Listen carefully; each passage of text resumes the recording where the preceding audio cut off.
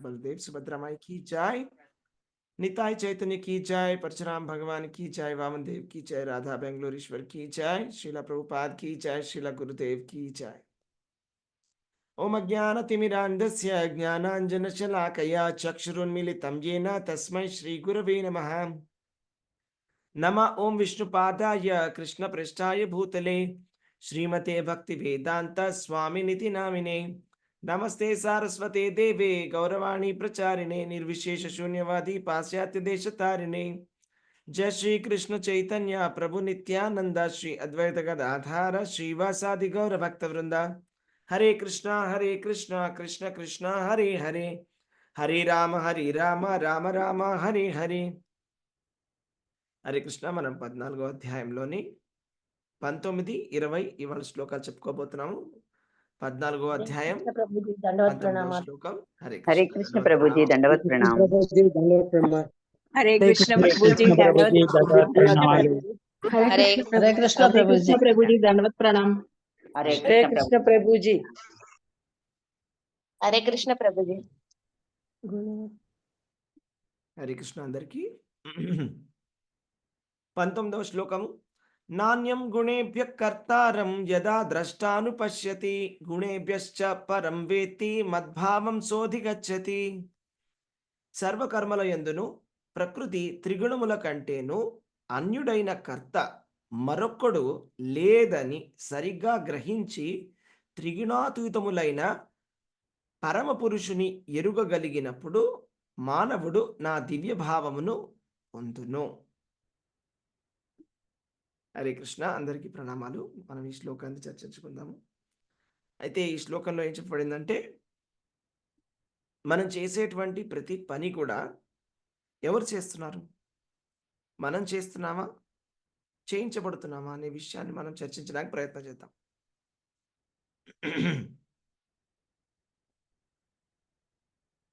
ఇప్పుడు ఒక్కొక్కళ్ళది ఒక్కొక్క రకమైనటువంటి స్వభావం అనేది ఉంటుంది. దాన్ని ప్రకృతి అని కూడా అంటారు. ప్రకృతి స్వభావం. సో వాళ్ళ స్వభావం అనుసారంగా వాళ్ళు పనిని చేయడం జరుగుతుంది. ఇప్పుడు ఏ విధంగా అయితే 3 గుణాలు చెప్పబడినాయి భగవద్గీతలో. సత్వగుణము, రజోగుణము, తమోగుణం. ఈ సత్వగుణము, రజోగుణము, తమోగుణము ఏ విధంగా మన చేత పని చేయిస్తున్నది అనే విషయాన్ని మనం అర్థం చేసుకోవడానికి ప్రయత్నం చేయాలి. ఈ జ్ఞానం ఏదైతే ఉందో, ఈ సత్వగుణం గురించి, రజోగుణం గురించి, తమోగుణం గురించి తెలుసుకోవడం అనేది చాలా ఇంపార్టెంట్, చాలా ముఖ్యమైనటువంటి జ్ఞానం. ఎందుకు అంటే శ్రీకృష్ణ భగవానుడు ఈ అధ్యాయంలో చాలా చక్కగా చెప్పడం జరిగింది. ఏమని అంటే, పరంభూయ ప్రవక్ష్యామి జ్ఞానానాం జ్ఞానముత్తమం యజ్ఞాత్వా మునయ సర్వే పరాం సిద్ధిమితో గత. అంటే మనకి పరమమైనటువంటి సిద్ధి, ముక్తి కలగాలి అంటే కనుక ఈ జ్ఞానం గురించి మనం తెలుసుకోవాలి. కాబట్టి ఈ ఈ జ్ఞానం ఎవరైతే తెలుసుకుంటారో వాళ్ళకి భగవంతుడి యొక్క నేచర్, అంటే భగవంతుడి ఏ విధంగా భగవంతుడి యొక్క దివ్యమైనటువంటి ప్రకృతి, అంటే ఆధ్యాత్మికమైనటువంటి ప్రకృతి భగవంతుడిది, ఆ రకమైనటువంటి ప్రకృతి మనకు కూడా వస్తుంది. ప్రస్తుతానికి మనం భౌతికమైనటువంటి ప్రకృతిలో ఉన్నాం. సో ఆ విషయాన్ని శ్రీకృష్ణ భగవానుడు ఇక్కడ చెప్పడం జరిగింది అనమాట. సత్వగుణము, రజోగుణము, తమోగుణం, ఈ 3 గుణాల గురించి తెలుసుకోవడం చాలా చాలా ముఖ్యమైనటువంటి జ్ఞానం. అయితే అసలైనటువంటి గురువు మాత్రమే ఈ జ్ఞానాన్ని ఇవ్వగలడు. అసలైనటువంటి గురువు, చైత్య గురువు ఎవరు అంటే శ్రీకృష్ణ భగవానుడు. శ్రీకృష్ణ భగవానుడు మాత్రమే మనకి ఈ జ్ఞానాన్ని ఇవ్వగలరు. అయితే శ్రీకృష్ణ భగవానుడే స్వయంగా ఈ జ్ఞానాన్ని అర్జునుడికి ఇవ్వబడింది. అయితే అదే విధంగా మనం ఎవరి దగ్గర నేర్చుకోవాలంటే, ఎవరైతే కృష్ణ చైతన్యంలో సంపూర్ణంగా ఉన్నారో ఆ విధమైనటువంటి ఆధ్యాత్మిక ఆచార్యుడి దగ్గర మనము ఈ జ్ఞానాన్ని సంపాదించాలి. లేకపోతే ఈ జ్ఞానం గనక మనము సంపూర్ణమైనటువంటి కృష్ణ చైతన్యంలో ఉండేటువంటి గురువు దగ్గర కనుక సంపాదించినట్టయితే మనకి లాభం ఉండదు. ఎందుకు అంటే, ఎప్పుడైతే కనుక ఒక ప్రామాణిక ఆధ్యాత్మిక ఆచార్యుడు మనకి ఉపదేశాన్ని ఇస్తాడో అప్పుడు మన పొజిషన్ ఏంటో మనకు తెలుస్తుంది. అంటే మన స్వభావము, మనం ఎవరు, మన శరీరం ఏమిటి, ఏ విధంగా మనం ఈ మాయ చేతిలో చిక్కుకొని ఉన్నాము అనే విషయాన్ని మనం తెలుసుకుంటాం అనమాట. కాబట్టి అప్పుడు మన ఆధ్యాత్మిక జీవితం చాలా చక్కగా నడవడం అనేది జరుగుతుంది. అయితే ఎవరు మన చేత పని చేయిస్తున్నారు, లేకపోతే మనమే పని చేస్తున్నామా? మనం అనుకోవచ్చు మేము స్వతంత్రంగా పని చేస్తున్నామండి అని. స్వతంత్రంగా మనం పని చేస్తున్నామా, లేకపోతే మనలో ఉండేటువంటి గుణాలు మన చేత పని చేయిస్తున్నాయనే విషయాన్ని మనం అర్థం చేసుకోవడానికి ప్రయత్నం చేయాలి. ఇక్కడ ఏం జరుగుతుందంటే మనకి ఒక ప్రకృతి అనేది ఉంటుంది. అంటే పుట్టుకతోటి ప్రతి మనిషికి కూడా ఒక రకమైనటువంటి ప్రకృతి ఉంటుంది. ఆ ప్రకృతి ఏమిటి అంటే కాంబినేషన్. సత్వగుణము, రజోగుణం, తమోగుణం యొక్క కాంబినేషన్ అన్నమాట. ఆ ప్రకృతి అనుసారంగానే ప్రతి మనిషి చేసేటువంటి ప్రతి పని కూడా దానిపైన డిపెండ్ అయి ఉంటుంది. సపోజ్ మీకు 2 చాయిసెస్ ఇచ్చాననుకోండి. మీరు ఇది చేస్తారా, ఇది చేస్తారా అని. మీరు తీసుకోబోయే చాయిస్ మీ మీద కాదు. అది మీరు తీసుకున్నటువంటి చాయిస్ కాదు. ఆ చాయిస్ ఎవరు చేస్తున్నారంటే మీలో ఉండేటువంటి ప్రకృతి, మనసు, బుద్ధి, అహంకారం వీటికి ఉన్నటువంటి ప్రకృతి ఏదైతే ఉందో ఆ ప్రకృతికి అనుసారంగా మీరు పికప్ చేసుకుంటారు డెసిషన్. అంటే ఫర్ ఎగ్జాంపుల్ చెప్పాలంటే సత్వగుణంలో ఉండేవాళ్ళు ఒక రకమైనటువంటి డెసిషన్ తీసుకుంటారు. రజోగుణంలో ఉండేటువంటి వాళ్ళు ఒక రకమైన డెసిషన్ తీసుకుంటారు. తమ గుణంలో ఉండేటువంటి వాళ్ళు ఒక రకమైనటువంటి డెసిషన్ని తీసుకోవడం జరుగుతుంది. ఓకే. సో ఈ విధంగా అయితే ఇప్పుడు విభీషణుడు, రావణాసురుడు, కుంభకర్ణుడు వీళ్ళు ముగ్గురు కూడా అన్నతమ్ములు. వాళ్ళందరూ కూడా అన్నదమ్ములు, సోదరులు. కానీ ఒక్కొక్కళ్ళ రియాక్షన్ వేరే వేరే విధంగా ఉంది. చూడండి, కుంభకర్ణుడు ఎప్పుడు పడుకొని ఉంటాడు. చాలా సమయము పడుకొనే ఉంటాడు, నిద్రలో ఉంటాడు. కుంభకర్ణుడు తమో గుణానికి ప్రతీక. కాబట్టి కుంభకర్ణుడికి మీరు ఎవరైనా అడిగారనుకోండి, నువ్వు ఏం చేయడానికి ఇష్టపడతావని, నేను నిద్రపోవడానికి ఇష్టపడతానని చెప్తాడు. అవునా? అదే ఆయన ప్రకృతి అలా ఉంది. అదే రావణాసురుడు రజోగుణ ప్రకృతి, రాజసికమైనటువంటి ప్రవృత్తి. రజోగుణంలో ఉన్నటువంటి వాడు రాజసికమైనటువంటి పనులు చేస్తాడు. ధర్మానికి అధర్మానికి ఉన్నటువంటి వ్యత్యాసం ఆయనకి తెలియదు. ఇది తప్పు, ఇది తప్పు కాదు అనే విషయాన్ని ఆయన తెలుసుకోకుండా ఆయన ఏం చేశాడు, సీతమ్మ వారిని అపహరించడం జరిగింది. ఇది రాజసికమైనటువంటి ఆలోచన. ఆయన ఏం చేశాడు, ఫస్ట్ తన అన్నగారు అయినటువంటి కుబేరుణ్ణి ఆయన ఓడించేశాడు. తర్వాత దేవతలందరినీ ఓడించేశాడు. తర్వాత స్వర్ణ లంకని గెలుచుకున్నాడు. పుష్పక విమానాన్ని లాగేసుకున్నాడు. ఆ విధంగా ఎన్నో రకములైనటువంటి అత్యాచారాలు చేయడం జరిగింది. చేసిన తర్వాత చివరికి ఆయన ఎంతవరకు వెళ్ళాడంటే ఇంకా సీతమ్మ వారిని కూడా అపహరించాడు. అలాగే శ్రీరాముల వారితోటి తగు వేసుకున్నాడు. సో ఇది ఒక రకమైనటువంటి గుణం. ఇప్పుడు చాలాసార్లు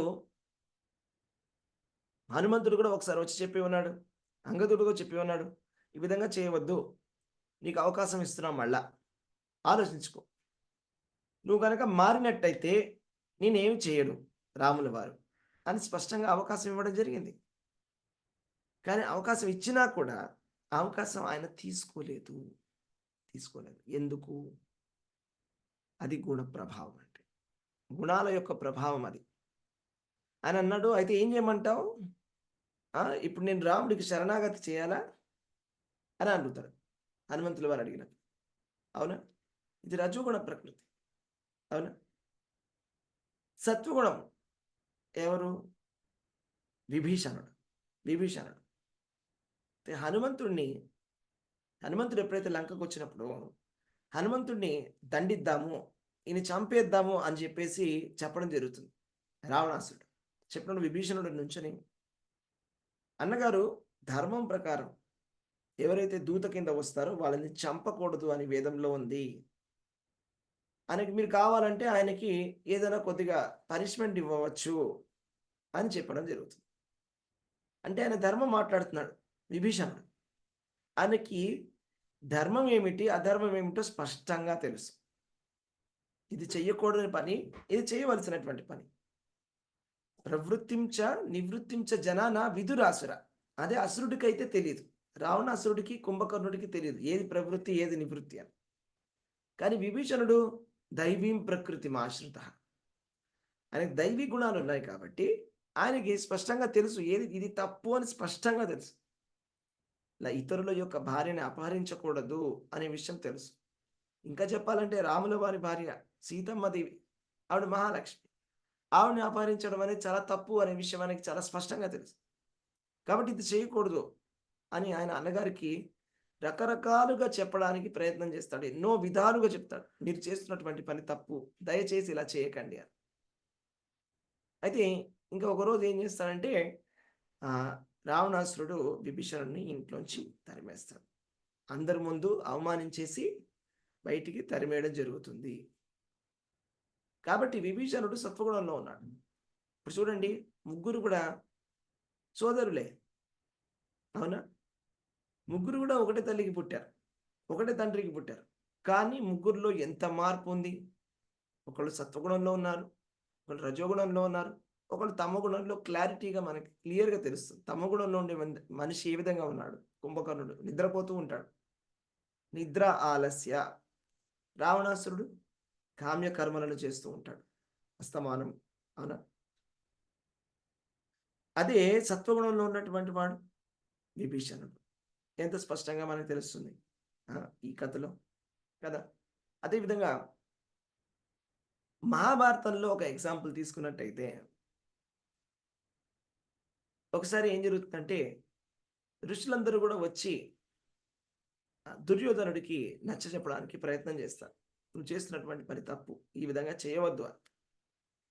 అప్పుడు ఆయన ఏం చెప్తారంటే, దుర్యోధనుడు, మీరు చెప్తున్నది ధర్మం అని నాకు తెలుసు, నేను చేస్తున్నది అధర్మం అని నాకు తెలుసు, కానీ నన్ను నేను మార్చుకోలేకపోతున్నాను అని చెప్తాను.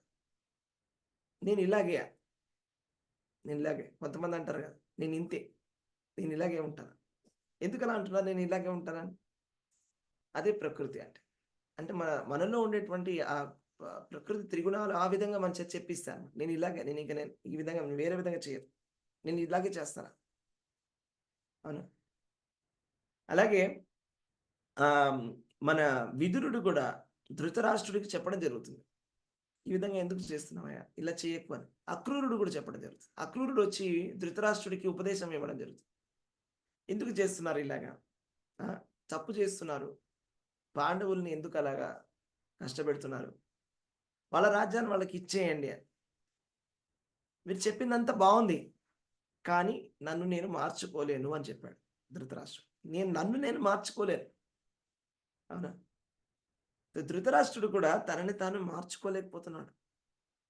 తన స్వభావం, తన ప్రకృతి ఆ విధంగా తన చేత ఆ పని చేయిస్తోంది, చేస్తున్న తప్పని తెలుస్తోంది. విదురుడు చెప్తూనే ఉన్నాడు అస్తమానం, చేస్తున్నటువంటి పని తప్పు, ఈ విధంగా చేయకూడదు, ఇది తప్పు అని. ఎంత తప్పు చేస్తున్నావో తెలుసా నువ్వు అని మళ్ళా చెప్పడం జరుగుతుంది విదురుడు. తెలిసినా కూడా పుత్రుడి పట్ల మోహము. దుర్యోధనుడు మాట వినడు. శ్రీకృష్ణ భగవానుడే స్వయంగా వచ్చి చెప్పిన శాంతిదూత కింద ఆయన తిరస్కరిస్తున్నాడు. అదేవిధంగా దుర్యోధనుడు ఏ విధంగా అయితే ఆయన మాట వినడం లేదు, ధృతరాష్ట్రుడు కూడా నా కొడుకు ఏమంటాడో ఆ విధంగా ఆయన హ్యాపీగా ఉండాలని చెప్పేసి ఒక పుత్ర మోహంలో మాట్లాడతాడు. ఇది కూడా ఏంటంటే ఈ 3 గుణాల యొక్క ప్రభావం అన్నమాట. అయితే మనం చేస్తున్నటువంటి పని మన చేత ప్రకృతి త్రిగుణాలు చేయిస్తున్నాయి. ప్రకృతే క్రియమాణాని గుణై కర్మ విభాగశ అహంకార విమూఢాత్మ కర్తాహం ఇతి మన్యతే. ప్రకృతే క్రియమాణ అంటే మన చేత చేయించేది గుణాలు మన చేత చేస్తున్న పని. ప్రకృతే క్రియమాణాని గుణై కర్మాణి సర్వశః అహంకార విమూఢాత్మ కర్తాహం ఇతి మన్యతే. నిజం చెప్పాలంటే మనం చేసేటువంటి పనులు మనం కాదు చేసేది, మన ప్రకృతి మన చేత చేయిస్తుంది. ఈ ప్రకృతిని మనం మాడిఫై కూడా చేయవచ్చు. ఆ ప్రకృతి బట్టే మనం పనిని చేస్తాం. దాన్ని వేరే విధంగా చెప్పాలంటే మైండ్ సెట్ అని కూడా అనొచ్చు. మనం సింపుల్ వర్డ్స్లో చెప్పాలంటే మైండ్ సెట్. మన మైండ్ సెట్టే మన చేత పని చేపిస్తుంది. మన యాటిట్యూడ్ అంటాము, కొంతమంది మైండ్ సెట్ అంటారు. ఏ విధంగా మన మనసుకి ట్రైనింగ్ ఇస్తే ఆ విధమైనటువంటి గుణాలలో మనం వెళ్ళిపోతూ ఉంటాం. సింపుల్ ఎగ్జాంపుల్ చెప్తాను మీకు. ఇప్పుడు గనక మనము పోస్ట్‌పోన్ చేయడం అనేటువంటి అలవాటు చాలా మందికి ఉంటుంది. అంటే ఇప్పుడు ఒక పని ఉందంటే ఆ పనిని నేను తర్వాత చేస్తానని చెప్పి దాన్ని పోస్ట్‌పోన్ చేసేస్తాం. సో ఇప్పుడు ఈ అలవాటు చేసుకుంటూ వచ్చామనుకోండి, ఎన్నో సంవత్సరాలు చేసుకుంటూ వస్తే ఇంకా అది మనకు ఒక అలవాటులాగా అయిపోతుంది. అది న్యాచురల్‌గా ఏదైనా పని వచ్చిందంటే మనం ఫస్ట్ పోస్ట్‌పోన్ చేసేస్తాం. దాన్ని చేయలేము. సమయానికి చేయలేము. కంప్లీట్ చేయలేము. అది ఒక గుణం. అంటే ఆ విధంగా మనం మన మనసుకి, మన బుద్ధికి ట్రైనింగ్ ఇచ్చామనమాట. కాబట్టి ఆ ట్రైనింగ్ తోటి ఈ మనసు, బుద్ధి అనేవి కూడా అహంకారం అనేటువంటి ఈ గుణాలు కూడా మారతాయి. అంతేగాని మనము బలంగా కూర్చొని నేను ఏదో ఆపేస్తానంటే కుదరదు. హ్మ్. సో దానికి చాలా అద్భుతమైనటువంటి శ్లోకం ఉందనమాట. దాని పేరేంటంటే నిగ్రహం కిం కరిష్యతి. నిగ్రహం కిం కరిష్యతి అంటే మనలో ఉండేటువంటి ఈ ఇంద్రియాలు, మన మనస్సు చాలా చంచలమైనటువంటిది. అది త్రిగుణాలకు అనుసారంగా అది వెళ్ళిపోతూ ఉంటుంది. మన గుణము ఏ విధంగా ఉంటే ఆ గుణానికి వైపు వెళ్ళిపోతుంది. అంటే ఈ గుణాలనేటివన్నీ కూడా మనం తినేటువంటి భోజనానికి సంబంధం ఉంది. సపోజ్ సింపుల్ ఎగ్జాంపుల్ ఏంటంటే, మనం ఇప్పుడు ఉప్పు, కారం బాగా ఎక్కువగా తీసుకున్నాం అనుకోండి సార్. ఉప్పు, కారం ఎక్కువగా తీసుకున్నప్పుడు ఏమవుతుందంటే మనకు కొద్దిగా రజోగుణం అనేది పెరుగుతుంది ఫాస్ట్. కోపం ఫాస్ట్‌గా వస్తుంది. మనకే తెలుస్తుంది. ఉప్పు, కారం ఎప్పుడైతే మనం తీసుకుంటామో మనకి కోపం అనేది ఫాస్ట్‌గా వస్తుంటుంది. ఓకే. అలాగా స్పైసీ ఫుడ్డు అంటే రాజసికమైనటువంటి భోజనాన్ని గనక మనం తీసుకుంటే రాజసికమైనటువంటి ఆలోచనలు మనకొస్తాయి. సాత్వికమైనటువంటి భోజనాన్ని గనక మనం తీసుకున్నట్టయితే సాత్వికమైనటువంటి ఆలోచనలు మనకొస్తాయి. అంటే భోజనానికి మనం తీసుకున్న మన గుణాలకి సంబంధం అనేది ఉన్నది. అదొక ఎగ్జాంపుల్. అదొకటి మాత్రం. ఇంకా చాలా ఉన్నాయి. మనకున్నటువంటి అలవాట్లు. మెయిన్‌గా చెప్పాలంటే ఆహారము, నిద్ర. ఫస్ట్ 2 అలవాట్లు. ఆహారము, విహారము, నిద్ర. ఈ మూడిటి గురించి మాట్లాడదాం. ఎన్ని గంటలకి మనం పడుకుంటున్నాము? ఎన్ని గంటలకి మనం నిద్ర లేస్తున్నాం? దాన్ని బట్టి కూడా మన ప్రకృతి అనేది డిసైడ్ అయి ఉంటుంది. సపోజ్ సింపుల్ ఎగ్జాంపుల్ చెప్తాను మీకు. సపోజ్ మనం గనక ప్రతిరోజు రాత్రి లేట్‌గా పడుకుంటున్నాం అనుకుందాం. ఓకే. 12 గంటలకు పడుకుంటున్నాం. లేకపోతే 1 గంటకి పడుకుంటున్నాం. 2 గంటలకు పడుకుంటున్నాం. లేట్‌గా. పొద్దున లేచేసరికి 8 అవుతుంది. లేకపోతే 9 అవుతుంది. సాటర్‌డే, సండే నాడు ఏం జరుగుతుంది? 8కి, 9కి లేవడం జరుగుతుంది చాలా. 8 గంటలకు లేస్తున్నాము. 9 గంటలకు లేస్తున్నాం. ఇప్పుడు 8 గంటలకి, 9 గంటలకి లేచిన రోజు ఏ విధంగా ఉంటుంది మన మనసు? ఒకరోజు ఎప్పుడైతే గనక మనము 4 గంటలకు లేచిన రోజు ఏ విధంగా ఉంటుంది? లేకపోతే 6 గంటలకు లేచిన రోజు ఏ విధంగా ఉంటుందని మీరే మీ అనుభవంతోటి మీరే చెప్పాలి. మీకే సొంత అనుభవం ఉంటుంది. లేట్‌గా లేచిన రోజు ఏ విధంగా ఉంటుంది? మీరు సపోజ్ చాలా లేట్‌గా లేచి స్నానం చేయకుండా అలాగే ఉండిపోయారనుకోండి. ఆ రోజు ఎలా ఉంది మీకు?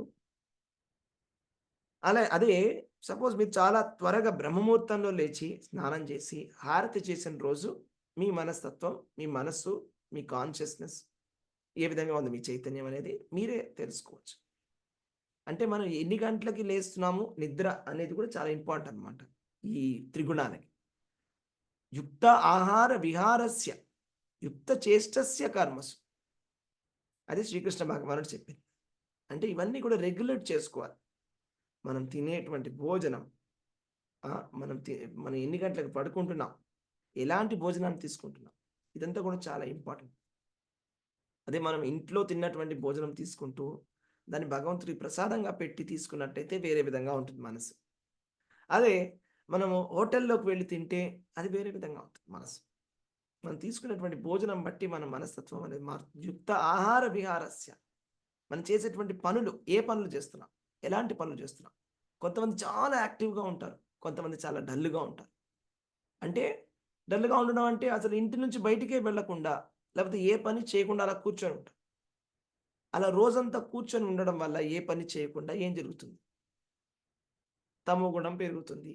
తామసికమైనటువంటి గుణం పెరిగిపోతుంది. కొంతమంది చాలా ఎక్కువగా యాక్టివ్‌గా ఉంటారు. వాళ్ళు ఎన్నో ఊళ్ళు తిరుగుతూ ఉంటారు. అప్పుడేం జరుగుతుంది? మనలో ఉండేటువంటి గుణాలు మార్పులొస్తున్నాయన్నమాట. సో, మనం చేసే ప్రతి పనికి కూడా కనెక్షన్ ఉంది. ఇవన్నిటి వల్ల మన గుణాలు ఏమిటని డిసైడ్ అవుతాయి. దాన్ని బట్టి మనం తీసుకునేటువంటి స్టెప్స్ ఏంటి అని మనం ముందే చెప్పేయచ్చు. ఇప్పుడు రావణాసురుడు శాంతి ప్రస్తావాన్ని ఒప్పుకుంటాడా ఒప్పుకోడా అని చెప్పడం చాలా ఈజీ. ఆయన గుణాన్ని బట్టి మనం చెప్పేయచ్చు. దుర్యోధనుడు కూడా శాంతి దూత అదే కృష్ణ భగవానుడు ఇచ్చినటువంటి శాంతి ప్రస్తావాన్ని ఒప్పుకుంటాడా లేదా అని కూడా మనము చాలా ఈజీగా చెప్పవచ్చు. దానికి మనమేమి సపరేట్గా పెద్దగా ఆలోచించగలం. అదేవిధంగా మనం కూడా మనం ప్రెడిక్ట్ చేయొచ్చు. మనకు చాలా క్లోజ్గా ఉండే వాళ్ళే చెప్తారు అంటే ఇప్పుడు చూస్తుండే ఏం చేస్తాడో అని. వాళ్ళు పది వెనకాల ప్రాంప్టింగ్ చేస్తుంటారు. ఇప్పుడు చూడు వీడు ఏం చేస్తాడో అని. వాళ్ళు చెప్పినట్టుగా మనం చేసేస్తుంటాం.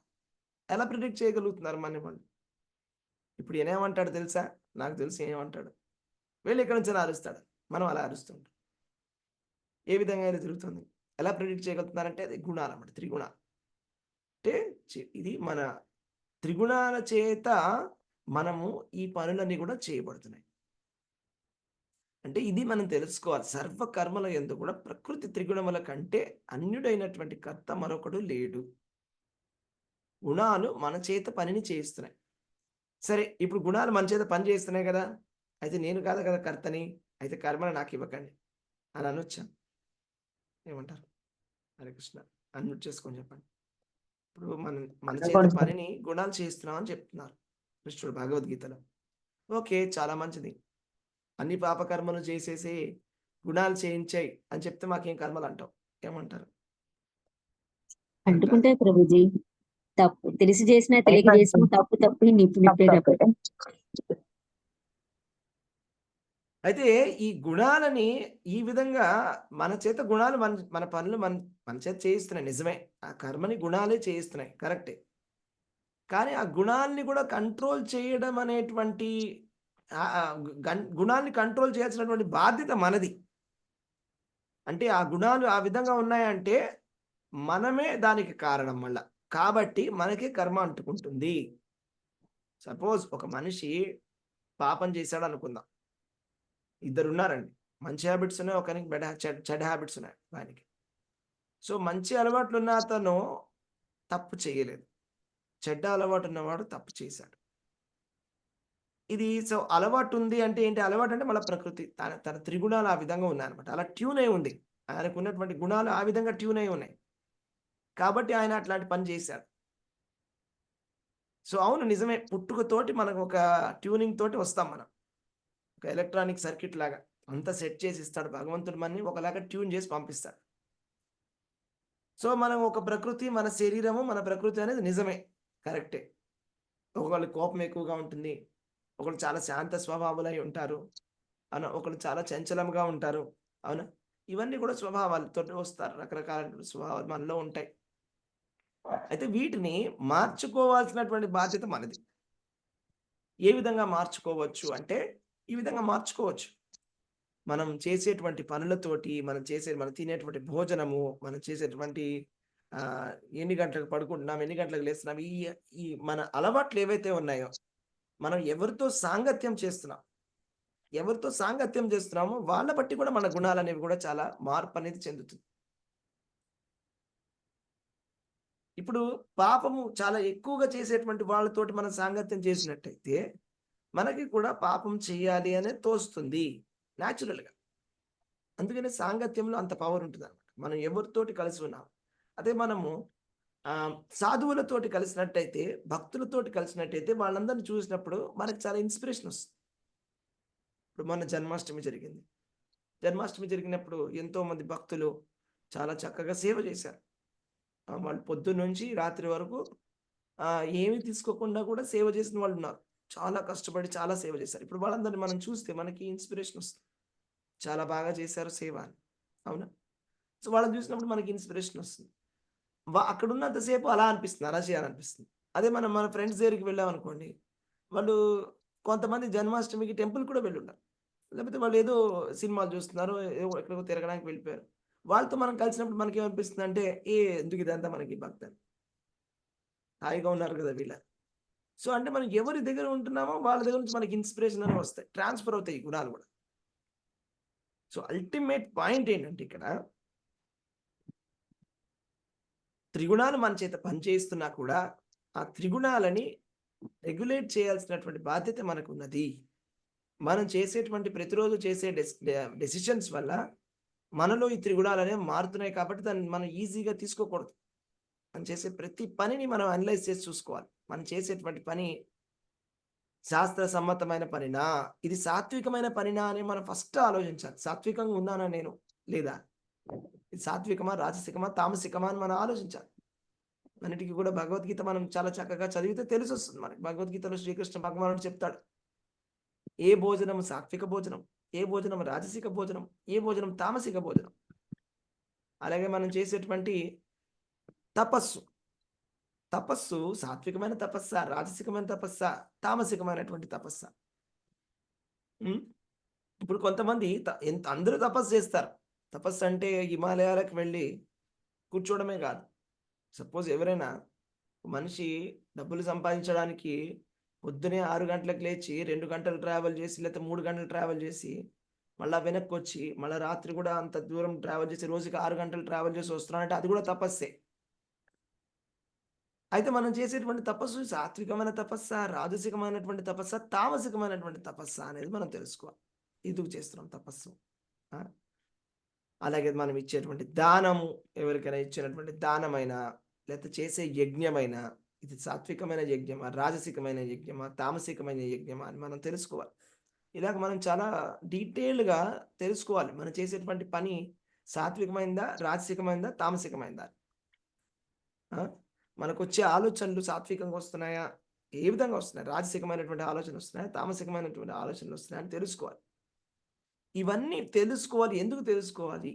దీని ముఖ్య ఉద్దేశం ఏమిటి అంటే, ఎప్పుడైతే మనం తెలుసుకుంటామో ఈ త్రిగుణాలే మన్ని ఆడిస్తున్నాయి. అది ప్రహ్లాదుడు చెప్తాడనమాట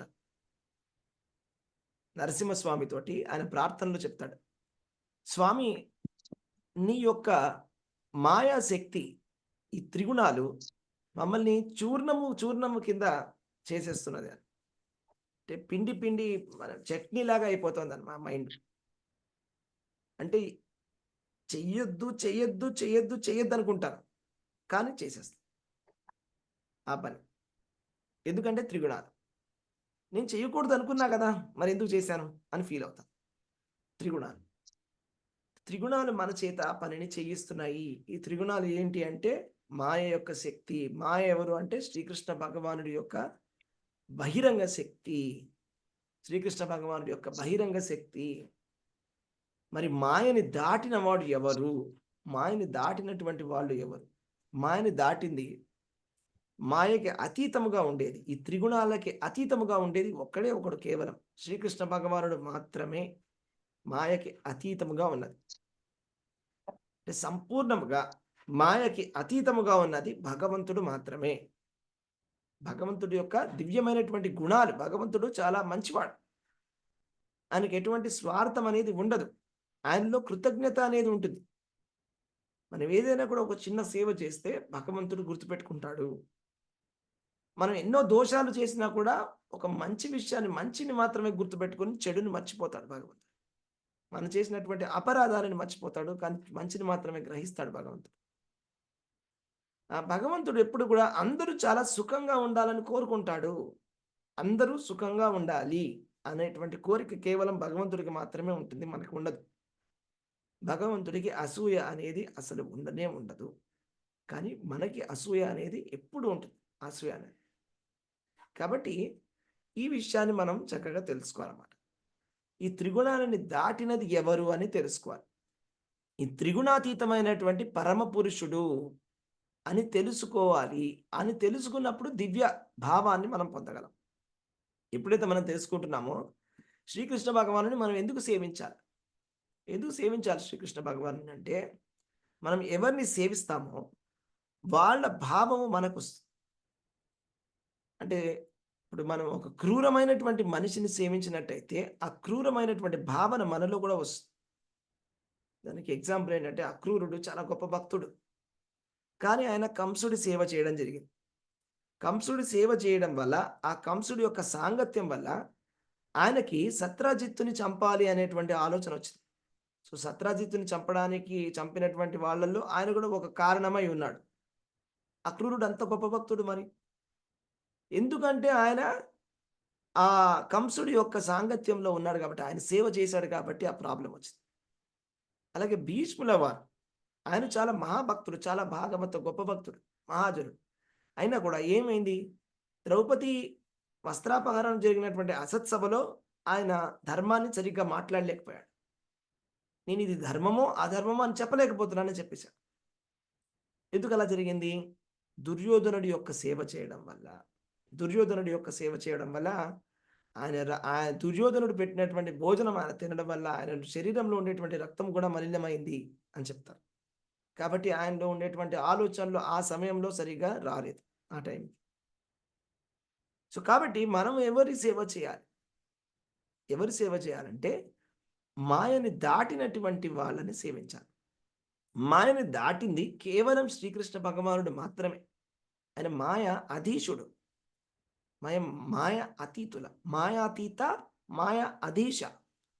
మాయకే అధీశుడు అంటే మాయను నియంత్రిస్తాడు కృష్ణ భగవానుడు. కృష్ణ భగవానుడిని మాయ నియంత్రించదు. చాలా ముఖ్యమైనటువంటి ఫిలాసఫీ ఇది. అంటే త్రిగుణాలు చెప్పిన విధంగా కృష్ణ భగవానుడు ఫాలో అవ్వడు. కృష్ణ భగవానుడు చెప్పిన విధంగా త్రిగుణాలు ఫాలో అవుతాయి. ఎందుకంటే ఈయన పరమాత్మ, ఈయన బ్రహ్మము, ఈయన భగవంతుడు కాబట్టి ఈ త్రిగుణాలు కూడా ఆయన నుంచి వచ్చాయి. ఆయన త్రిగుణాల నుంచి రాలేదు.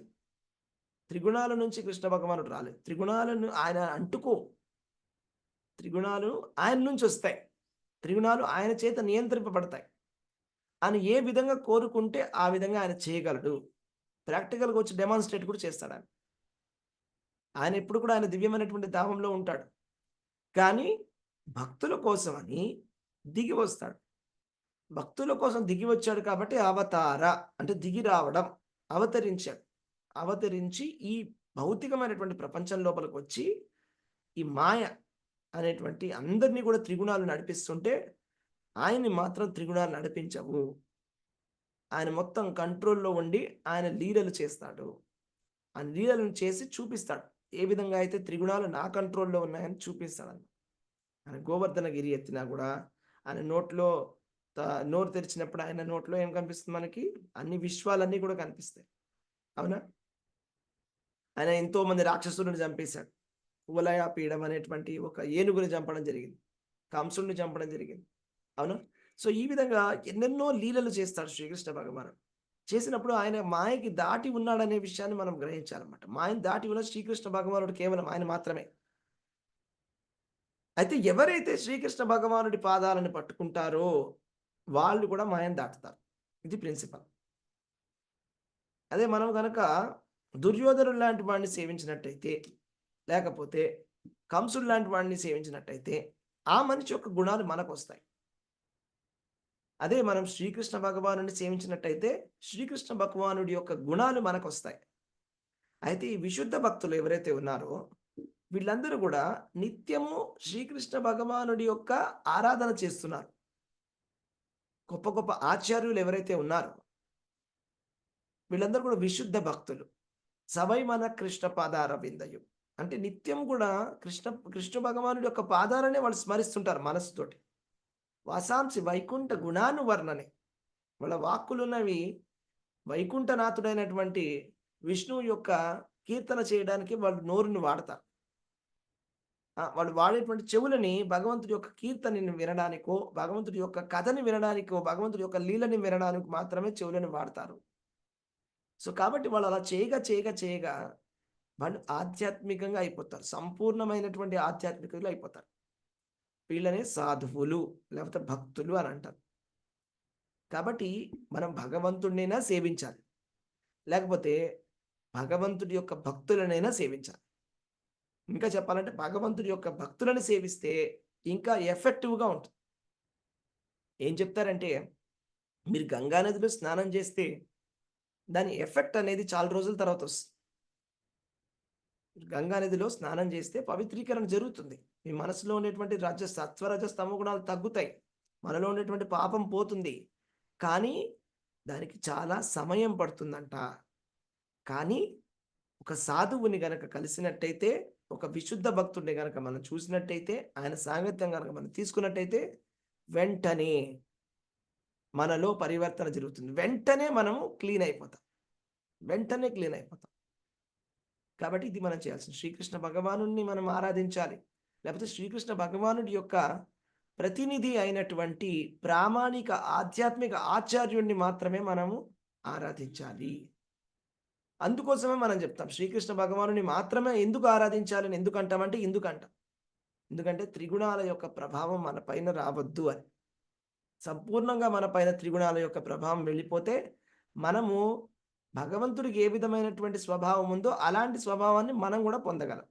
భగవంతుడిలో కొంతవరకు 100% అనేది ఇంపాసిబుల్. ఆయనకు ఉన్నటువంటి కళ్యాణ గుణాలు అది అసంఖ్యాకమైనటువంటివి, అది అనంతమైనటువంటి గుణాలు ఉన్నాయి భగవంతుడికి. అందులో కొంతవరకు మనలో వస్తాయి.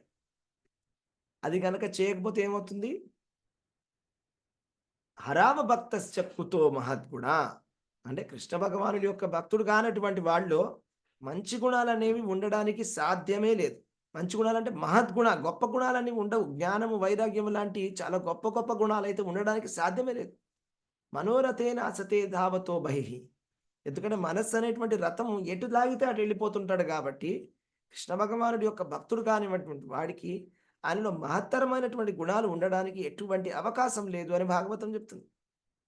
కాబట్టి మంచి గుణాలు మనలో రావాలంటే మనము భగవంతుడి యొక్క ఆరాధన చేయాలి. అలా చేసినట్టయితే మనం ఏం తెలుసుకుంటామంటే పరమ పురుషుడు, త్రిగుణాతీతుడు అనేటువంటి విషయాన్ని తెలుసుకుంటాం. అది తెలుసుకున్నప్పుడు ఏమవుతుంది? మద్భావం సో అధిగచ్చతి, భగవంతుడి యొక్క భావాన్ని మనం కూడా పొందగలము. భగవంతుడు ఏ విధంగా అయితే దివ్యమైనటువంటి శరీరంలో ఇప్పుడు ఆధ్యాత్మిక లోకంలో ఆధ్యాత్మిక కర్మలను మాత్రమే చేస్తుంటాడో అదే విధంగా మనము కూడా ఆధ్యాత్మిక లోకానికి వెళ్ళి ఆధ్యాత్మిక కర్మలను మాత్రమే చేస్తాము. నెక్స్ట్ శ్లోకం చూద్దాం. గుణానేతానతీత్యైత్రీన్ దేహి దేహ సముద్భవాన్ జన్మ మృత్యుజ్జరా దుఃఖైర్ ముక్తో మృతమశ్నుతే. దేహదారియగు జీవుడు భౌతిక దేహముతో కూడి ఉన్న ఈ త్రిగుణములను అధిగమించినప్పుడు జనన మరణ వార్ధక్యముల నుండి మరియు వాని దుఃఖముల నుండి విడివడి ఈ జన్మమునందే అమృతత్వమును పొందును. మనకి ఇది కావాల్సింది బెనిఫిట్. అన్నిటికన్నా ముఖ్యమైనటువంటి బెనిఫిట్ ఏంటంటే, ఎందుకు ఇది ఉత్తమమైనటువంటి జ్ఞానం, జ్ఞానం ఉత్తమం అని చెప్పాడు శ్రీకృష్ణ భగవానుడు. యజ్ఞాత్వా మునయ సర్వే పరాం సిద్ధిమితో గత, పరమమైనటువంటి సిద్ధిని పొందగలము ఈ జ్ఞానం తెలుసుకుంటే. ఎందుకు చూడండి, ఎప్పుడైతే కనుక జీవుడు ఈ త్రిగుణాలను అధిగమిస్తాడో, మనం ఈ త్రిగుణాలని అధిగమించాలి. తామసిక గుణం నుంచి రాజసిక గుణానికి రావాలి, రాజసిక గుణం నుంచి సత్వగుణంలోకి రావాలి, సత్వగుణం నుంచి శుద్ధ సత్వంలోకి రావాలి. అప్పుడు ఈ త్రిగుణాలని అధిగమించినట్టు లెక్క. ఈ త్రిగుణాలని అధిగమించినప్పుడు జనన మరణ వార్ధక్యముల నుండి మరియు వాని దుఃఖముల నుండి విడివడి ఈ జన్మమునందే అమృతత్వమును పొందును. ఇది భగవద్గీత. ఇప్పుడు ఎన్నో వైదిక గ్రంథాలు ఉన్నాయి మన దగ్గర, కానీ భగవద్గీత అనేది చాలా అతి ముఖ్యమైనటువంటి గ్రంథం. ప్రస్థానత్రయంలో ఒకటి ఇది భగవద్గీత. అంటే వేదాలు చెప్పాలనుకున్నటువంటి మెసేజ్ ఏంటి అంటే భగవద్గీత. ఇంపార్టెంట్ మెసేజ్ ఇదే, మెయిన్ పాయింట్. ఏంటా ముఖ్యమైనటువంటి విషయం అంటే ఇదిగో ఇదే. మనకున్నటువంటి 4 సమస్యలు: జననము, పుట్టడము, మరణము, చనిపోవడం, వార్ధక్యం, ముసలితనం.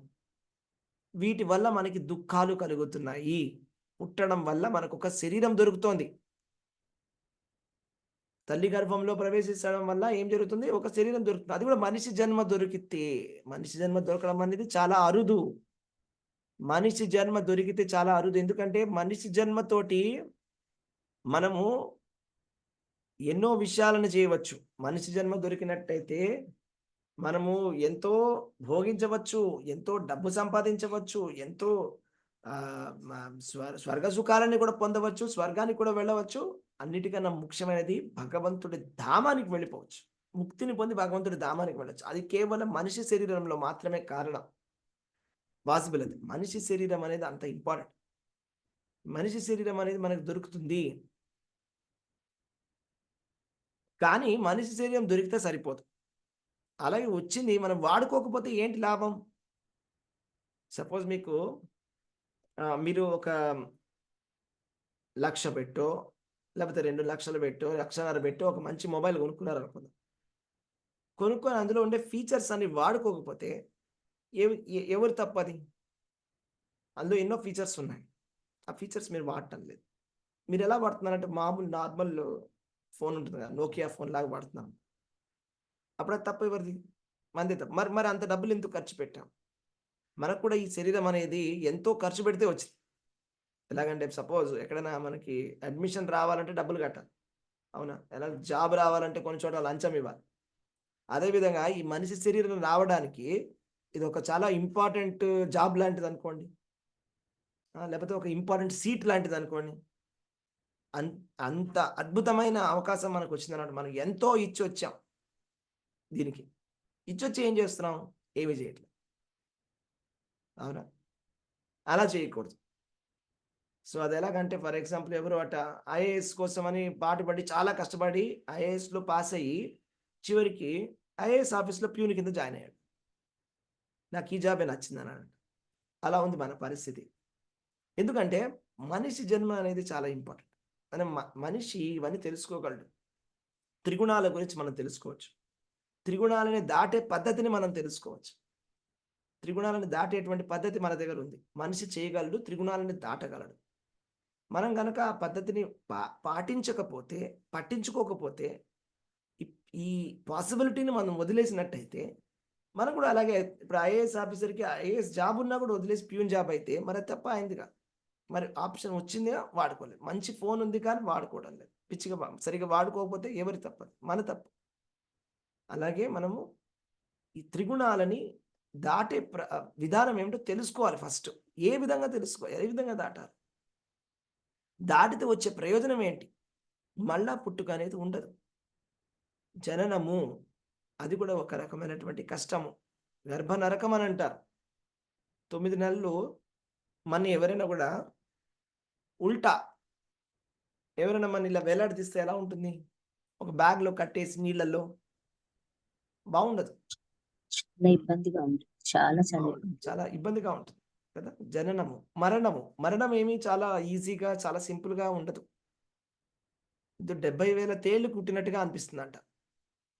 ఆ మరణం అనేది ఒక రోజులో కూడా రాదు, అది నిదానంగా వస్తుంది. ఎంతో కష్టపడాలి, ఎంతో ఇబ్బంది పడాలి, ఎన్నో రోగాలు ఉంటాయి. ఆ రోగాలు ఎన్నో సంవత్సరాలు పడుతుంది. అలా అలా అలా స్ట్రగుల్ అవ్వాలి, ఎంతో సఫర్ అవ్వాలి. వార్ధక్యం, ముసలితనం వచ్చినప్పుడు మనం ఏ పనులు చేసుకోలేము మన సొంతంగా. అందరూ విసుక్కుంటూ ఉంటారు మన పైన. కాళ్ళు నొప్పులు, కీళ్ళ నొప్పులు ఉంటాయి. చాలా ఏ ఫంక్షన్ సరిగా పని చేయదు, మనం తిన్నటువంటి భోజనం అరగదు. అది కూడా మంచి ఫెసిలిటీ ఏం కాదు. దుఃఖాలు ఇవన్నీ కూడా. ఈ దుఃఖాలన్నిటి నుంచి కూడా విముక్తి కావాలి అంటే, ఈ జన్మనందే మనం జీవన్ముక్తులం అవ్వాలి అంటే అప్పుడు మనము తెలుసుకోవాలన్నమాట. ఈ త్రిగుణాలని అధిగమించాలి. ఏ విధంగా అధిగమించాలి అనేది మనం వచ్చేటువంటి శ్లోకాలలో చూస్తాం అనమాట. ఈ త్రిగుణాలు అధిగమించమని శ్రీకృష్ణ భగవానుడు చెప్పడం జరిగింది అర్జునుడికి. సో ఇది ఒక బీజం అనమాట. ఇది చెప్పిన తర్వాత అర్జునుడికి ఇంట్రెస్ట్ కలుగుతుంది. ఇప్పుడు త్రిగుణాలని అధిగమించాలని మీరు చెప్తున్నారు కదా, త్రిగుణాలని ఎవరు అధిగమించారు, ఎలా తెలుసుకోవాలి? త్రిగుణాలని అధిగమించినటువంటి ఒక మనిషి యొక్క లక్షణం ఏమిటి? నెక్స్ట్ త్రిగుణాలను ఏ విధంగా అధిగమించాలనేటువంటి ప్రశ్నలు, ఒక క్యూరియాసిటీ అనేది అర్జునుడిలోకి వస్తుంది అన్నమాట. ఆ ప్రశ్నలను అడుగుతాడు ఇక అర్జునుడు. నెక్స్ట్ ఇప్పుడు శ్రీకృష్ణ భగవానుడు దానికి సమాధానం కూడా చెప్పడం జరుగుతుంది. ఇది మన దగ్గర ఈ ఫెసిలిటీ ఉందన్నమాట. త్రిగుణాలని దాటేటువంటి ఫెసిలిటీ ఉంది. ఎందుకు దాటాలి సత్వగుణాన్ని? మనం ఏమనుకుంటామంటే మంచివాడైతే చాలని, అవునా? జనరల్గా అందరూ మాట్లాడే మాట. చెడ్డవాడు ఉన్నారు, చాలా మంది చెడ్డవాళ్ళు ఉన్నారు ప్రపంచంలో, మంచి వాళ్ళైతే చాలు, అదే సక్సెస్ అని. కానీ ఇక్కడ కృష్ణ భగవానుడు ఏం చెప్తున్నా అంటే, మంచివాడైతే ఇప్పుడు ఇనుము నుంచి బంగారం అయినట్టు, ఇనుము గొలుసు నుంచి బంగారం గొలుసు, అంటే మన ఇప్పుడు కట్టేసినప్పుడు ఖైదీలను కట్టేస్తారు కదా, బేడీలతోటి. ఇనుముతో చేసిన బేడీలతోటి కట్టేస్తే దానికి తుప్పు పడుతుంది. దాని నుంచి మనం అప్గ్రేడ్ చేసుకొని సత్వగుణము బంగారంతో చేసినటువంటి బేడీలు. బంగారంతో చేసిన బేడీలు మన చేతికి కట్టేసిన గొలుసులు వేసేస్తే, చైన్స్ వేసేస్తే అది కూడా సరిపోదు మనకి. అది బంగారంతో ఉంటుంది, చాలా బాగుంటుంది చూడడానికి. కానీ మనకి పని అవ్వలేదు. అంటే మంచి వాళ్ళు అవ్వడం అనేది మంచి ఒక మెట్టు మాత్రమే. దానికన్నా ఇంకా పైన మెట్టు అనేది ఉన్నది. సత్వగుణం పైన ఇంకొక మెట్టు ఉంది. అది చెప్తున్నాడు కృష్ణ భగవాన్. ఫస్ట్ అక్కడికి రావాలి, సత్వగుణంలోకి రావాలి. సత్వగుణం కన్నా పైన మెట్లు ఉన్నాయి ఇంకా. అదే సంపూర్ణమైనటువంటి ఆధ్యాత్మికమైనటువంటి మెట్టు. త్రిగుణాలని దాటడము, గుణాతీతమైనటువంటి శుద్ధసత్వం. శుద్ధసత్వంలోకి రావాలి.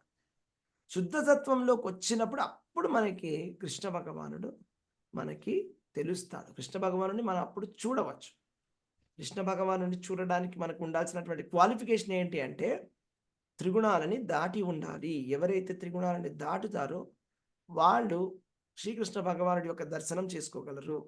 ఎవరైతే శుద్ధ భక్తులు ఉన్నారో, ఎవరైతే శ్రీకృష్ణ భగవానుడు చెప్పినటువంటి ఈ ఉపదేశాన్ని తీసుకున్నారో, భగవద్గీతని డైరెక్ట్గా, దాన్ని ఎటువంటి డిస్టార్షన్ చేయకుండా, మార్పిడి చేయకుండా, వాళ్ళకి నచ్చినట్టుగా వాళ్ళు మార్చుకోకుండా చెప్పింది చెప్పినట్టుగా ఎవరైతే ఫాలో అయ్యారో శ్రీకృష్ణ భగవానుడు చెప్పిన విధంగా, వాళ్ళందరూ కూడా గుణాలని దాటి ఉన్నారు. అలా ఎంతో మంది గొప్ప గొప్ప భక్తులు ఉన్నారు. బృందావనంలో ఉన్నటువంటి 6 గోస్వాములు ఉన్నారు. రూప గోస్వామి, సనాతన గోస్వామి, అలాగే గొప్ప గొప్ప భక్తులు ఉన్నారు. మాధవేంద్ర పురి అని ఆయన చాలా గొప్ప భక్తుడు ఉన్నాడు. ఆ విధంగా చాలా చాలా గొప్ప గొప్ప భక్తులు అందరూ ఉన్నారు. చైతన్య చరితామృతంలో వస్తుంది మనకి ఇవన్నీ కూడా.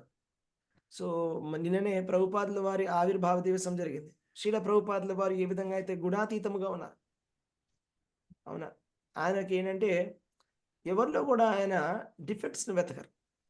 ఎలాగైతే ఒక లీల మనం వింటున్నాం అనమాట. నిన్న ఒక ఆయన ఉన్నారట, ఆయన పేరు మధుద్విష ప్రభుజీ.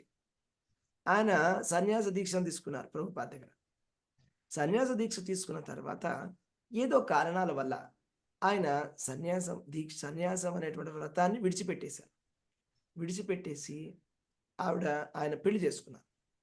పెళ్లి చేసుకుని ఆయన భక్తి నుంచి బయటికి జారిపోయారు. భక్తి కూడా వదిలేశారు, భక్తుల సాంగత్యాన్ని వదిలేశారు, అంతా వదిలేశారు. ప్రభుపాదుల వారు ఆఖరి క్షణాలలో బృందావనంలో అందరూ వస్తున్నారు అన్నమాట చూడడానికి. ఆయన విదేశాల నుంచి అందరూ ప్రభుపాదుల వారు చూడడానికి వచ్చినప్పుడు ఈయన కూడా వచ్చాడు. వచ్చి ఏం చేశారంటే ఢిల్లీలో దిగాడు. ఢిల్లీలో దిగి ఆయన ఏం చేశారంటే అప్పుడు ఆయనకు అంత జుట్టు అంతా పెంచేసుకున్నాడు. మళ్ళీ ఆయన పాత హ్యాబిట్స్లోకి వెళ్ళిపోయాడు అనమాట. భక్తిలోకి వచ్చిన తర్వాత మళ్ళీ అప్పుడు సరే ప్రభుపాద్ చూడడానికి వెళ్తున్నాం అని చెప్పేసి మొత్తం అంతా జుట్టు అంతా కూడా గుండు గీసుకొని ఒక శిఖ పెట్టుకొని వచ్చాడు. ప్రభుపాద్కి ఇదంతా తెలుసు. ఇలా మారిపోయాడు, వెళ్ళిపోయాడు భక్తి నుంచి బయటికి. ప్రభుపాదులు ఆయన చూసి చాలా సంతోషంగా రిసీవ్ చేసుకున్నారు. ఆయన తిట్టలేదు, చాలా సంతోషంగా రిసీవ్ చేసుకొని ఆయన కంట్లో నీళ్ళు వచ్చాయంట ప్రభుపాదుల వారికి చూసినప్పుడు. ఆయన ఎంతో సంతోషపడ్డారంట. సంతోషపడి అరే భలే ఉంది, ఈయన శిఖ చూడండి ఎంత అందంగా ఉందో అని చెప్పాడంట మధుద్విష ప్రభు. అయితే ఆయన మధుద్విష భక్తుడు ఆయన చెప్పాడు అనమాట ఇంటర్వ్యూలో. అంటే నేను ఇంత తప్పు చేసినా, నేను ఇంతగా పడిపోయాను యాక్చువల్గా. ఇచ్చినటువంటి సన్యాస ధర్మాన్ని విడిచిపెట్టేసేసి గృహస్థ ధర్మంలోకి వచ్చేసి భక్తిని విడిచిపెట్టేసినా కూడా ప్రభుపాదను చూడడానికి వెళ్తే ఆయన నాలో మంచిని చూశారు. నాలో ఉండే డిఫెక్ట్స్ని, ఆయన దోషాలని ఆయన చూడకుండా కేవలం గుణాలని మాత్రమే చూశాడు. ఆయన చాలా సంతోషపడ్డారు నేను వచ్చానని. సో ఇది త్రిగుణాలని దాటడం అంటే. సో ఈ త్రిగుణాలని దాటడానికి మనం ప్రయత్నం చేయాలి. దాటడానికి చేయాల్సినటువంటి ప్రయత్నమే ఈ భక్తి సాధన. ఈ హరే కృష్ణ మహామంత్రం, కృష్ణనామ జపం ఎందుకు చేయాలంటే ఈ త్రిగుణాలని దాటడానికే మనకి ఆచార్యులు ఇచ్చినటువంటి పద్ధతి. ఎంతో మంది ఆచార్యులందరూ కూడా ఎంతో అనాది కాలంగా ఈ మంత్రాన్ని జపిస్తూ వస్తున్నారు, భగవంతుడి నామాన్ని జపిస్తూ వస్తున్నారు. భగవన్ నామాన్ని జపించిన వాళ్ళందరూ కూడా తరించారు. భగవన్ నామం జపించిన వాళ్ళందరిలో కూడా మార్పు అనేది వచ్చింది, మనలో కూడా వచ్చింది, ఎంతో కొంత వచ్చింది. మనం సంపూర్ణంగా ఏ సత్వగుణంలోకి, శుద్ధ సత్వగుణంలోకి వెళ్ళలేకపోయినా ఒకప్పుడు ఉన్నటువంటి తామసిక గుణము కొద్దిగా తగ్గింది. మనలో ఒకప్పుడు చాలా ఎక్కువగా కోపం వచ్చేది, ఇప్పుడు కోపం తగ్గింది. ఒకప్పుడు మనం చాలా ఎక్కువగా భావోద్వేగాలకి గురవుతుండే వాళ్ళము. ఇప్పుడు కొద్దిగా తగ్గింది. ఎంతవరకు మనం భక్తి చేస్తున్నామో అంతవరకు మనలో ఎఫెక్టివ్ ఇంప్రూవ్మెంట్ అనేది ఉంది. ఇదే మనం చాలా చక్కగా తీవ్రమైనటువంటి భక్తి సరిగ్గా ప్రామాణికమైనటువంటి విధంగా ఏ విధంగా అయితే ప్రభుపాదుల వారు ఆచార్యులు చెప్పారు ఆ విధంగా మనం భక్తి సాధన చేసినట్లయితే మనము కూడా ఖచ్చితంగా త్రిగుణాలని దాటగలం. నిన్న ఇంకొక లీల వింటున్నాం. ఎవరో ఒక ఆయన వచ్చి చెప్పారంట,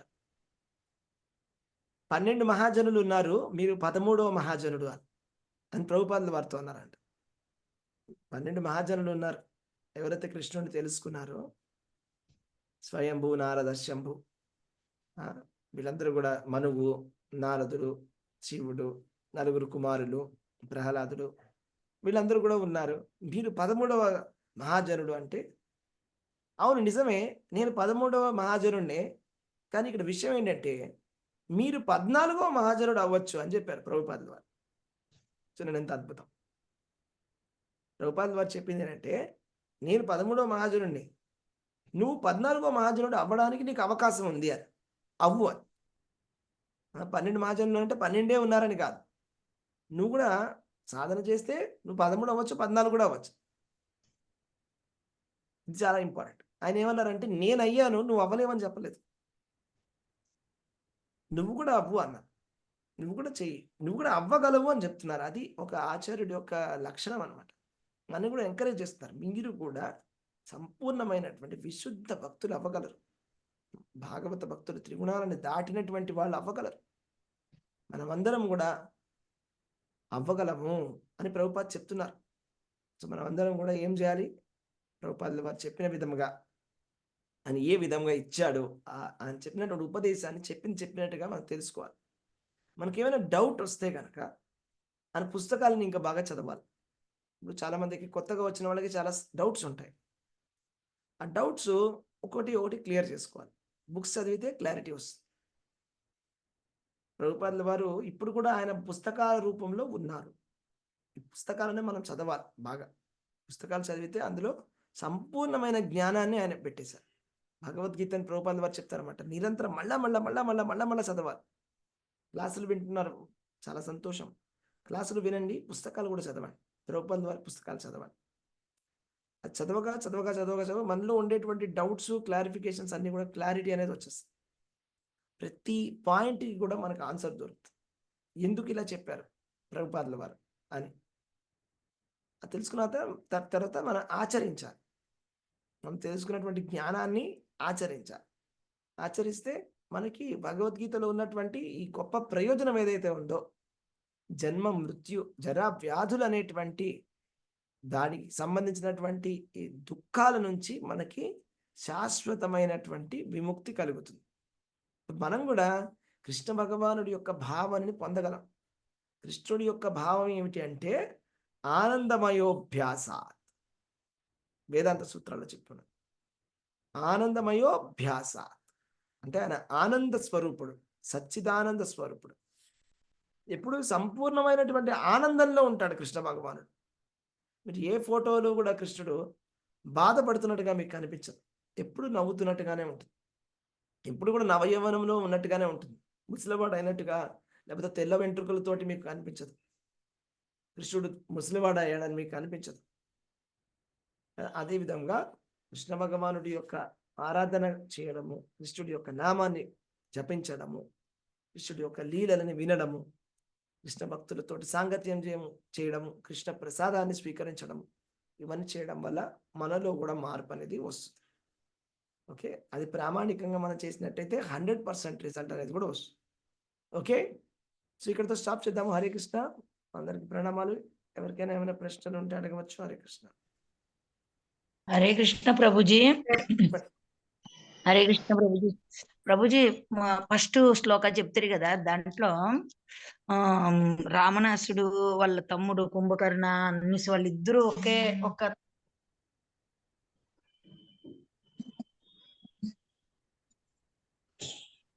చెప్పండి, అన్మ్యూట్ చేసుకోండి.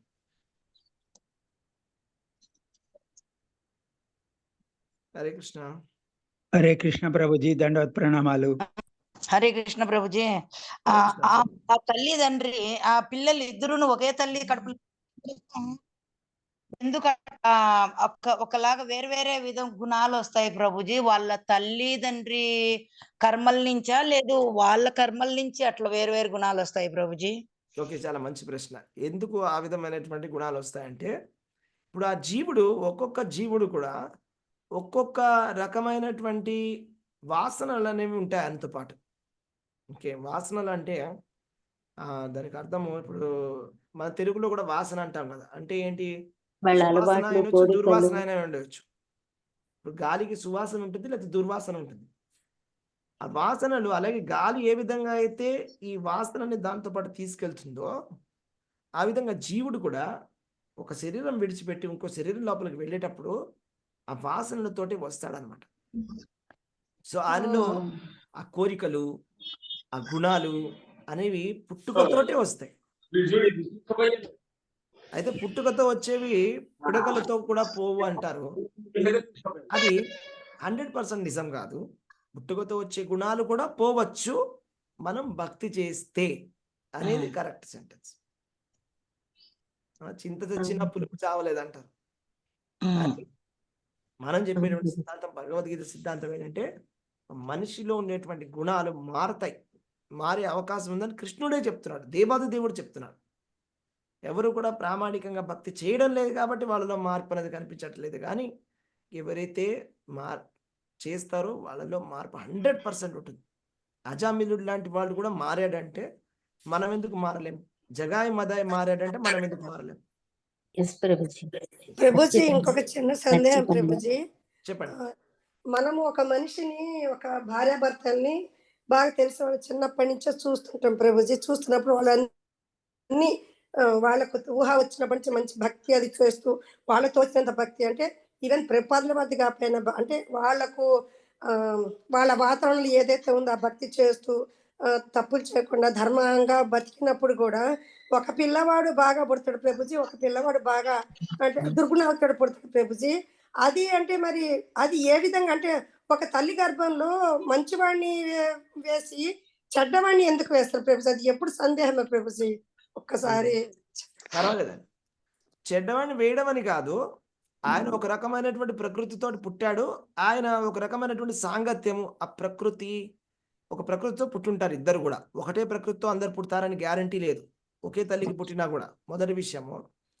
రెండో విషయము, ఈ మొదటి వాడు రెండో వాడు ఎవరితోటి సాంగత్యం చేశారు, ఏ విధమైనటువంటి అలవాట్లు ఉన్నాయి వాళ్ళకి, వాటి బట్టి అంతా కూడా మార్పు అనేది వస్తుంది లైఫ్కి. ఎందుకంటే ఇది ఒక లైఫ్ టైం ప్రాక్టీస్ కదా.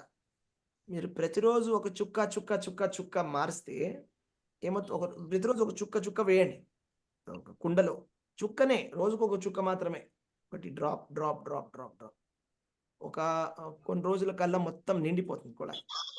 అవునా? అదే విధంగా ఒక చిన్న అలవాటు, ఒక చిన్న మార్పు కూడా అంత డిఫరెన్స్ వస్తుంది. ఇప్పుడు దానికి ఒక ఎగ్జాంపుల్ ఉంది. 2 చిలకలు ఉన్నాయంట. అయితే ఒక చిలకేమో సాధువుల దగ్గరికి వెళ్ళింది, ఇంకో చిలకేమో దొంగలు తీసుకుపోయారు. అయితే ఈ సాధువుల దగ్గర ఉన్నటువంటి చిలక మంచిగా మంత్రాలు, ఏవో మంచి మంచి శ్లోకాలు చెప్తుందంట. దొంగల దగ్గర ఉన్నటువంటి చిలక అవి చెడ్డ మాటలు దూషించడము, తిట్టడము చేస్తుందంట. అయితే ఏం జరిగింది చెప్పండి? ఇక్కడ రెండిట్లో డిఫరెన్స్. చిలకలు రెండు ఒకటే పాపం. సాంగత్య దోషం దోషం అనేది ఉంటుంది. అఫ్ కోర్స్ మన నేచర్ అనేది కూడా ఉంటుంది, ఒరిజినల్ నేచరు ప్లస్ సాంగత్య దోషము. మనం ఎలాంటి అలవాట్లను మనం చేసుకున్నాము, నెక్స్ట్ మనం భక్తి కూడా చేయాలి. అంటే అఫ్ కోర్స్ మీరు చెప్పినది ఏంటంటే క్వశ్చన్, మదర్ చాలా బాగా భక్తి చేసింది, కానీ పిల్లలు ఒకళ్ళు మంచి వాళ్ళు అయ్యారు, ఒకళ్ళు చెడ్డ వాళ్ళు అయ్యారు. అంటే ఇంకోటి ప్రభుజీ, దీంట్లో ఇంకోటి కూడా మీరు అదే నేను ఇక్కడికి వచ్చిన తర్వాత విన్నది అంటే, మన కర్మ సిద్ధాంతాలను బట్టి మంచి కర్మ, చెడు కర్మ, దాన్ని బట్టి మనకు జన్మ ఇస్తారు భగవంతుడు. అట్లాంటి జన్మలో వాళ్ళ తల్లిదండ్రులు మంచి వాళ్ళ అంటే పూర్వ జన్మలో కొంచెం మంచితనం, మంచి భక్తి ఏదైనా చేసింటేనే కదా ప్రభుజీ. బాగా భక్తి చేస్తే స్వర్గం దాకా పోయి మళ్ళీ భక్తి అయిపోయినాక వెనక్కి రావడం అవన్నీ వింటున్నాం కదా ప్రభుజీ. వాళ్ళు తెలిసినంత వరకు మంచి చేస్తున్నారు. మరి వాళ్ళకి ఈ విధంగా అంటారు కదా ప్రభుజీ, కొడుకులు గాని కూతుర్లు గాని పుడితే వాళ్ళ మీద కక్ష తీర్చుకోవడానికి వాళ్ళు జన్మ తీసుకుంటారని. అంటే అది తప్పో రైటో నాకు తెలీదు. అది అంటే అదే అర్థం కాదు ప్రభుజీ. అంటే వాళ్ళు మంచి భక్తి చేస్తూ ఉన్నారు, వాళ్ళకు మంచి జన్మ అంటే పూర్వ జన్మలో ఏదైనా చేసింటేనే కొంచెం మంచి జన్మ ఇచ్చిన తల్లిదండ్రులకు. మరి వాళ్ళ గర్భాన మంచివాడిని చెడ్డవాడిని ఎందుకు వేస్తారు అనేది ఎవరి కర్మ అది సిద్ధాంతం ఇది అంతా కూడా అంటే ఇప్పుడు ఒక చెడ్డవాడు పుట్టినా కూడా అది ఒక అవకాశం అని అనుకోవచ్చు. ఓకే. భగవంతుడు ఇచ్చిన అవకాశం అని మంచి వాళ్ళ కుటుంబంలో అవకాశం ఇచ్చాడు భగవంతుడు అని. కానీ అవకాశాన్ని వాళ్ళు వినియోగించుకోకపోతే అది వాళ్ళ తప్పే అనుకోవాలి. ఎస్ ప్రభుజీ. ఆ జీవుడి యొక్క పూర్వజన్మ సుకృతి అనుకోవచ్చు కదా ప్రభు. అంతే ఎస్. ఓకే. హరే కృష్ణ ప్రభుజీ, వాళ్ళ క్లాస్ చాలా చాలా బాగుంది ప్రభుజీ. మాకు తెలియని ఎన్నో విషయాలు మీ ద్వారా మాకు తెలిసినాయి. ఎప్పుడు వింటున్నా కొత్తగానే ఉంటాయి. చాలా బాగా చెప్పారు ప్రభుజీ, ధన్యవాదములు. హరే హరే కృష్ణ. కృష్ణ ప్రభుజీ. ఇప్పుడు ప్రభుజీ బిడ్డలు గనక కొంచెం చెడు మార్గంలో అలవాటు అయినప్పుడు తల్లిదండ్రులు భక్తి మార్గంలో ఉంటే ఆ బిడ్డ ఎప్పుడోకప్పుడు మారడానికి అవకాశం ఉంటది కదా ప్రభుజీ. అంటే అవకాశం ఉంటుంది. వాళ్ళని మనం ఏం చేయాలంటే మీరు ఏదైనా చిన్న భక్తి సేవలో మీరు ఇన్వాల్వ్ చేసుకోవాలి. చాలా చిన్న ఈజీ సేవలో, చాలా ఈజీ సేవ, వాళ్ళకి నచ్చిన సేవ. మీరు ఫస్ట్ చాలా కష్టమైన సేవ ఇవ్వకుండా సింపుల్ సేవలో కూడా ఇన్వాల్వ్ చేసుకోవచ్చు. వాళ్ళ దగ్గర ఫర్ ఎగ్జాంపుల్ ఒక చిన్న దానం తీసుకొని దానం ఇప్పించడము, అలాగే ఎన్నో రకాలైనటువంటి భక్తి చేయొచ్చు కదా. లేకపోతే వాళ్ళ చేతి ఏదైనా మంచి పనులు చేయించడము, ఏదైనా చిన్న పూజ చేయించడం, అట్లా సింపుల్ గా ఈజీ స్టెప్స్ కూడా ఇవ్వాలి వాళ్ళకి. మీరు ఏదో ఒక విధంగా సింపుల్ గా వాళ్ళకి ఒక స్టెప్స్ అనేవి ఇవ్వాలి. మెల్లగా అంటే ఆధ్యాత్మిక పరంగా వాళ్ళని కొంచెం ముందుకు తీసుకురావాలి చిన్నగా. తర్వాత భగవంతుడి కనెక్ట్ చేయాలి. అలాగే మెల్లగా కనెక్ట్ చేయాలి ఈజీ స్టెప్స్ తోటి. ఓకే ప్రభుజీ, ఇవాళ మా మనవరాలు పుట్టినరోజు Prabhuji, Varshita. Okay, very nice. కొంచెం ప్రేయర్ చేస్తాం డెఫినెట్లీ. అందరు కూడా హరే కృష్ణ మంత్రం దయచేసి చెప్పండి. హరే కృష్ణ హరే కృష్ణ హరే కృష్ణ కృష్ణ కృష్ణ కృష్ణ హరే హరే హరే హరే రామ హరే హరే రామ రామ రామ రామ రామ రామ హరే హరే హరే. కృష్ణ హరే కృష్ణ కృష్ణ కృష్ణ హరే ఓకే హరే హరే కృష్ణ. గుడ్. చూద్దాము. హరే